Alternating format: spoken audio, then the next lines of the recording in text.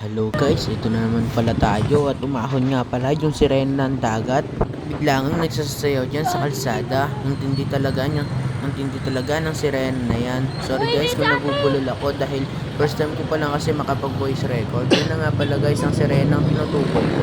Ang sagwa nga guys ang suot ko pero masaya ako dyan. Siyempre ngayon na ako nakapagsuot ng ganyan.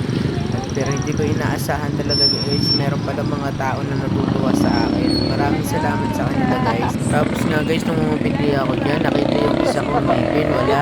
Yun nga guys, pakaway-kaway pa ako dyan. Meron pa nga time pala dyan na sasayaw pa yung sirena na yan guys. Yun o, dali mo, batang-bata, nagkanganga. Yun nga pala guys, sa pakatindi niyan. Yung time nga pala na yan guys, makain nga pala kami dyan sa Sangyupan. Pero ang ginawa ko dyan, nagsasayaw muna ako guys para may mapasaya naman ako ng mga tao kahit papano. Tapos yung mga kasama ko pa nga dyan, sobrang tindi, tawa ng tawa. Parang kala mo kinakalikot lagi yung ano, pero hindi ko na itutuloy dahil medyo may pagkabastos.